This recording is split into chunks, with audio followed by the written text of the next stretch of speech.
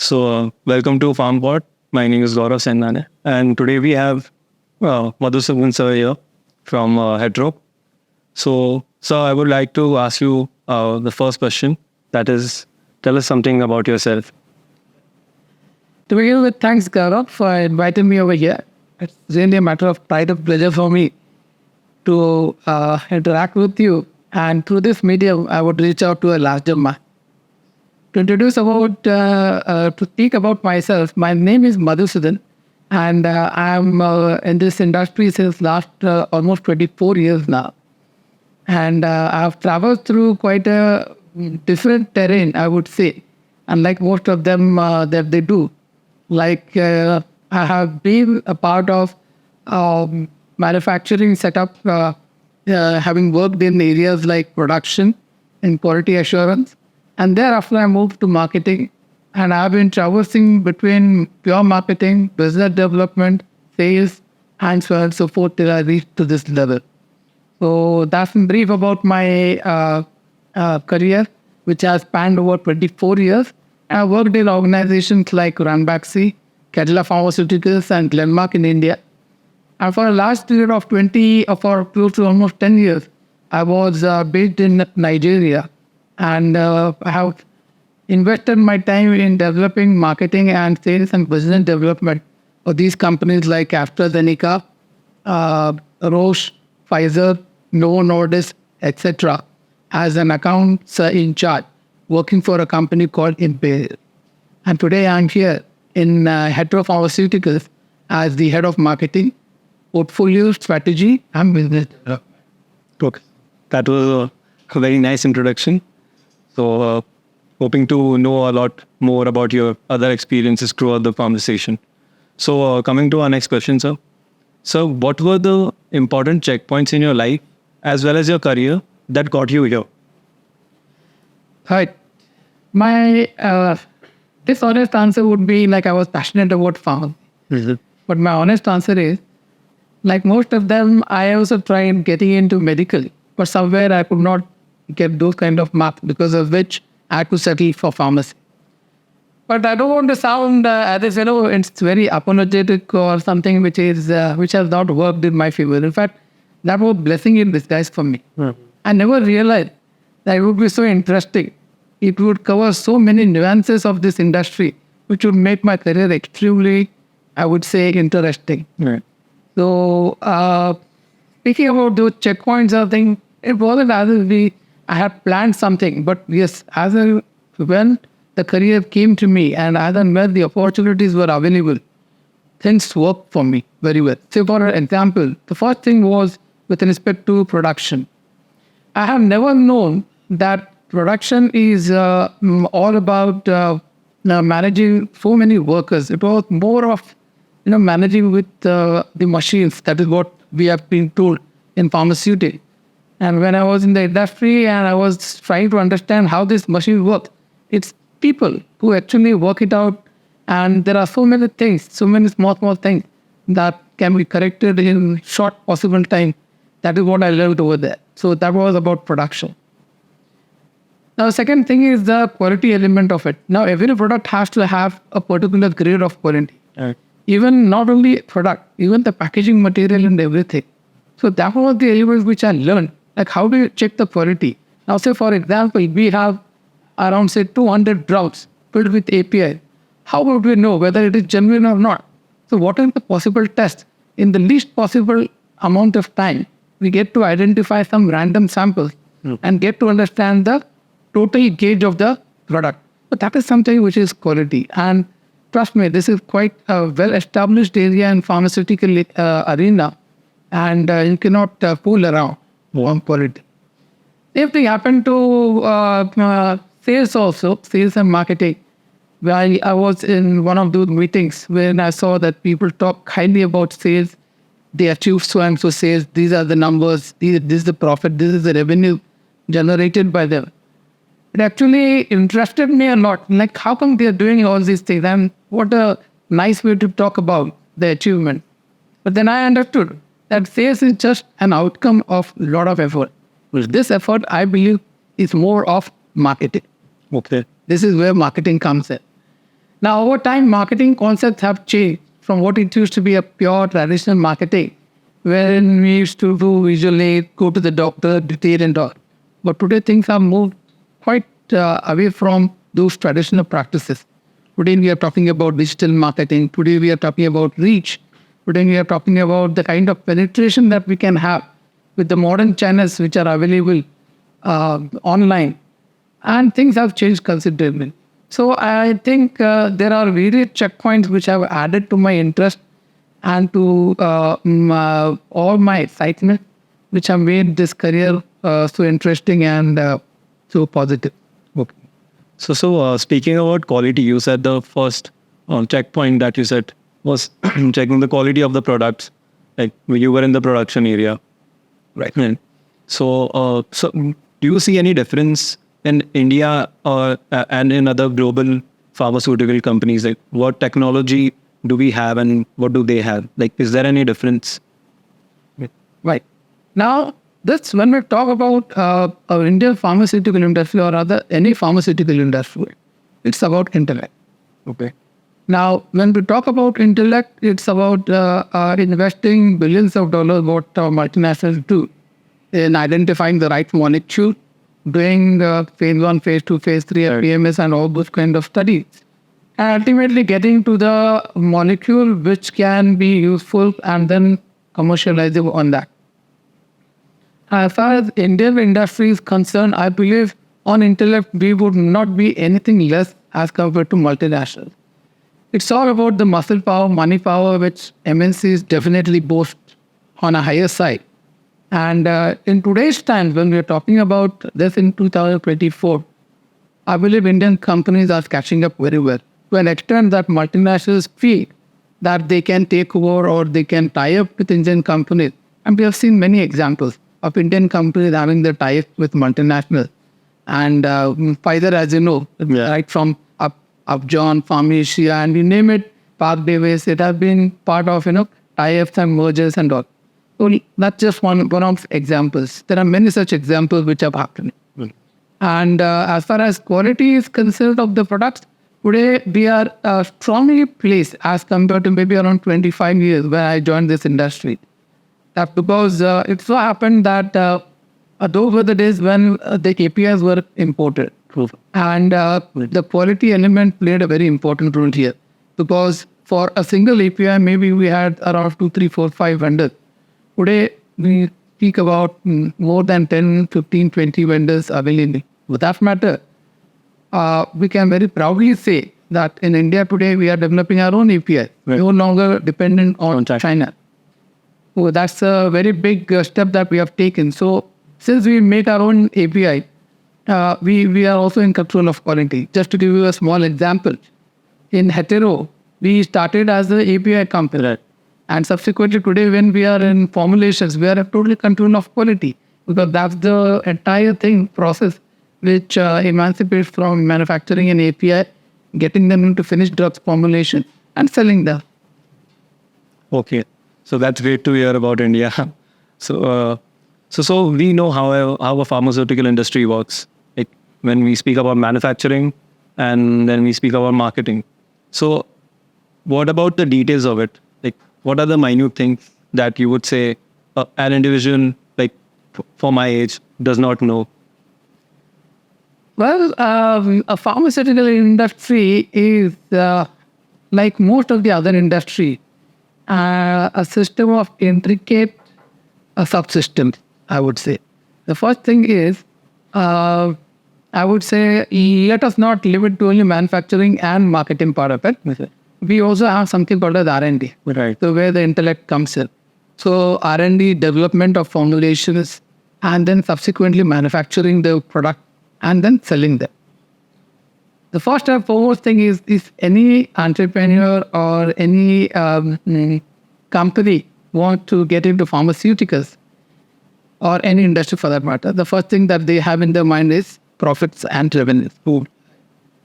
Luckily, pharmaceutical industry is relatively recession-free because the diseases never end. Mm-hmm. So as far as diseases are there or the element of where one has to get into that wellness bracket, that's sustains or that remains, pharmaceutical industry will remain.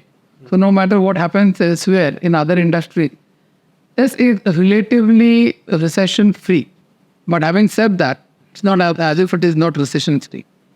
Now, for people like you, what I would like to share is this industry has a very, very vast area wherein you can contribute.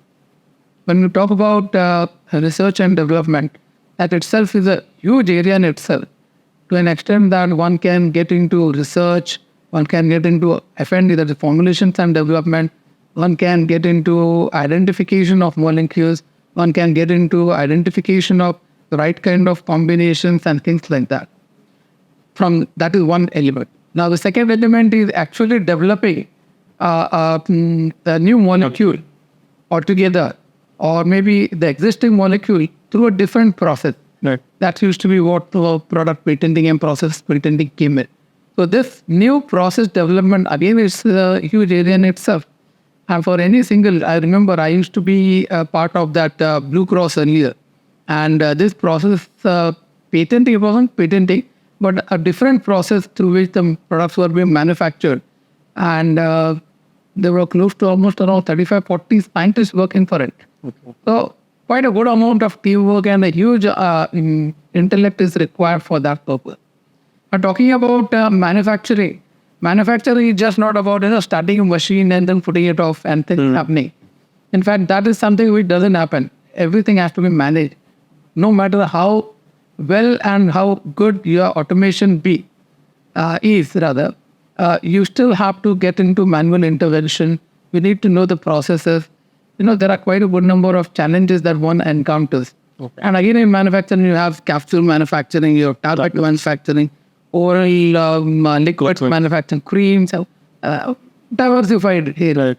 And when I was in production in Cadila Pharmaceuticals, in its heydays of glories, those days in Ahmedabad, Okay. that was where manufacturing was, in Maninagar. I was working there. There were close to almost around 300, 400 workers. Okay. So a huge amount of manpower is required for manufacturing. And that also gives a big scope for understanding human psychology, motivation, and all those that we have learned in MBA about, human behavioral science, that comes in picture. So that is one element.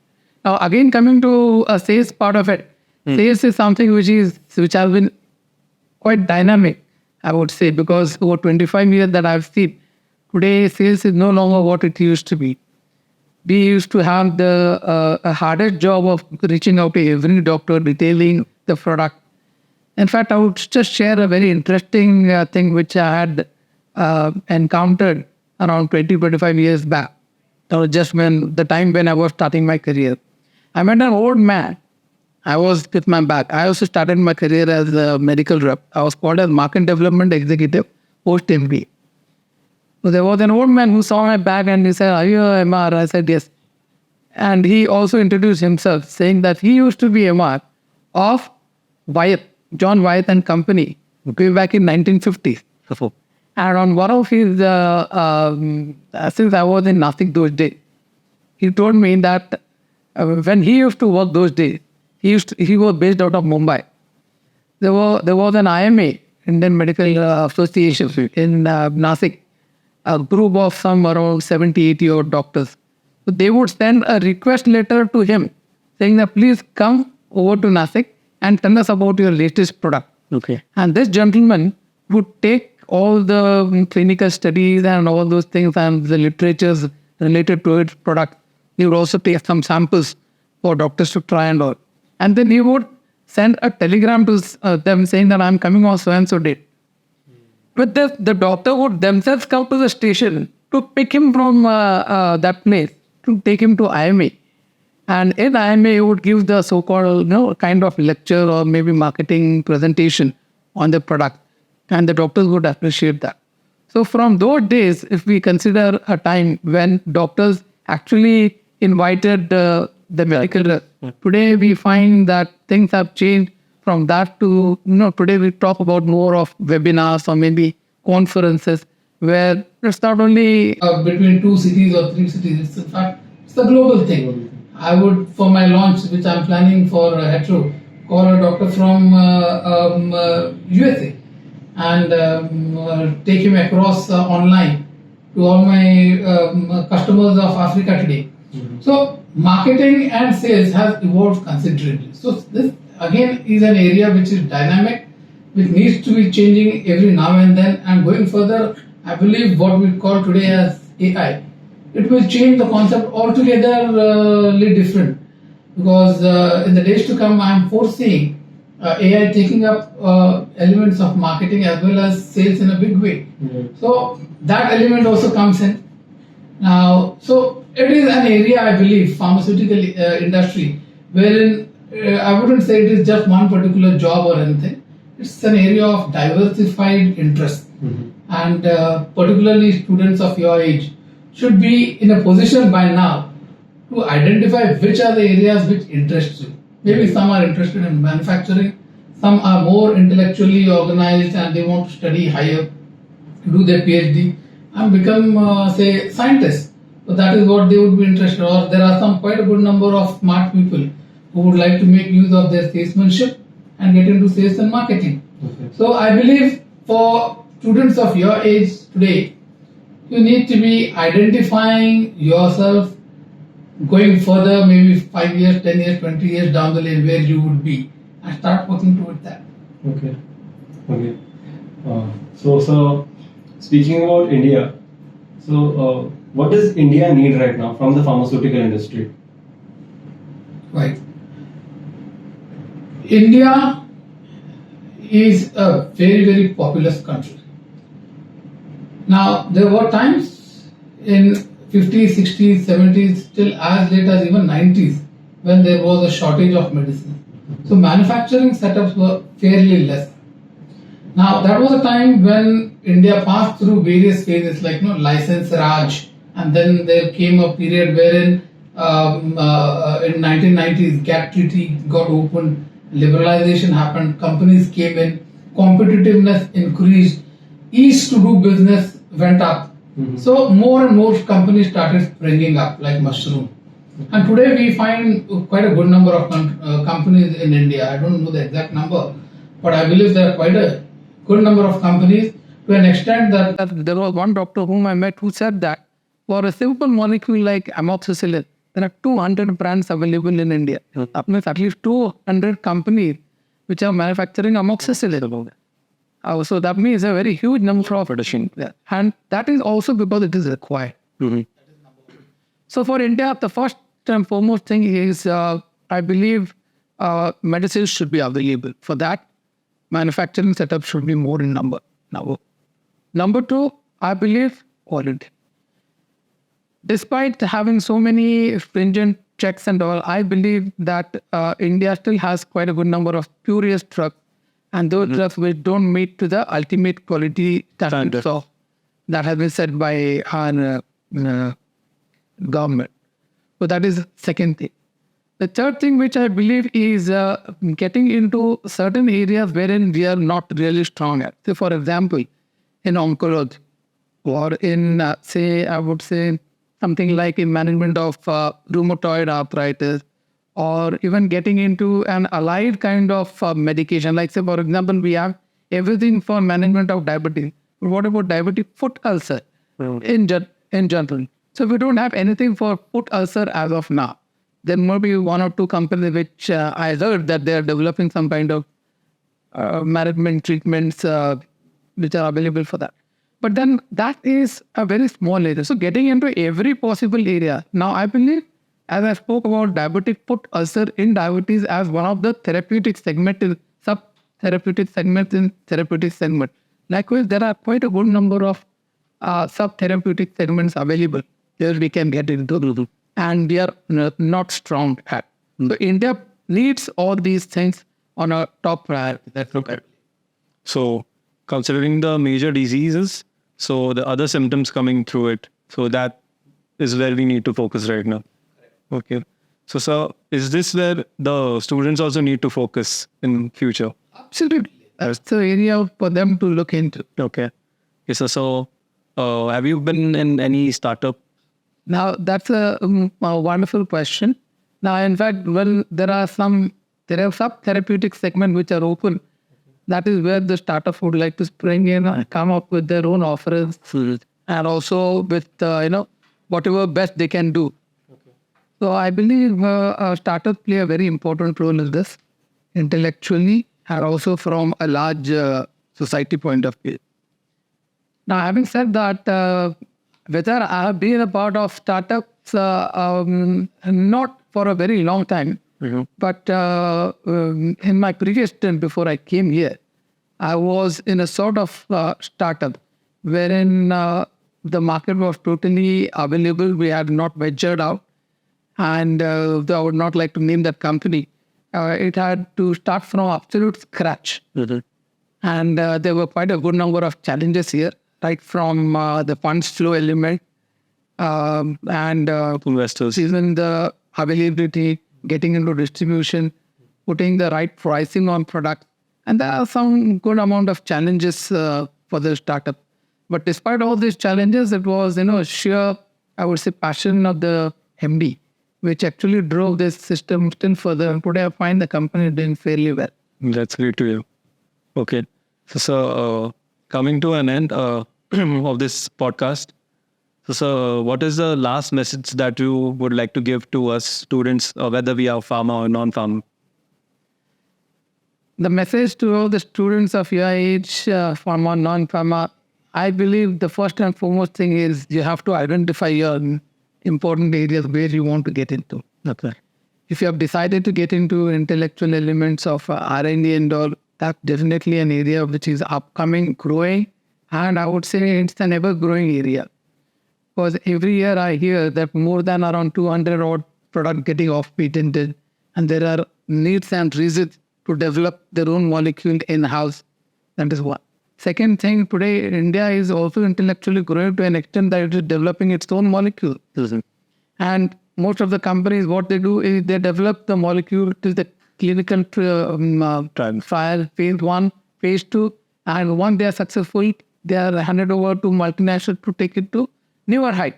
So those are the things which are coming up in a big way. So people need to identify if this is the right area. Second thing is, same applies to other areas also. The second thing is about planning your future. It was not so well established during our time. So I'm talking about around 25 years back when I started. Planning was not, we were going after the flow. But today, students are have an area to get into. They do their MBA, they do their post-graduations in technical sphere and get into areas. So planning plays a very important role.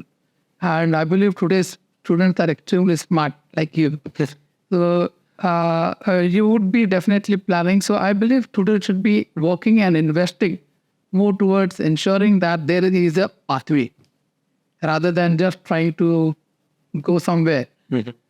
So that is another area where I believe the students of your age should be planning. And third and most importantly, they need to take pride in this area. The pharmaceutical area, unlike those days when I was stepping into this area, it was like you get into medical, you were trying for medical and it didn't happen, then the second option. But that's no longer the case today. Today, this area is an evolved area, and I believe it offers wonderful opportunity. And more importantly, it also brings that self-actualization feeling in each individual, ultimately leading to, I would say, a lot of contribution to the society because you treat people. And there are quite good number of CSR initiatives taken by the company, the corporate social responsibility, where you can get into, and a larger need of society is taken care of. That's my advice to all them. Thank you so much, sir. Thank you for giving us your time. Okay. It's great to see you, sir.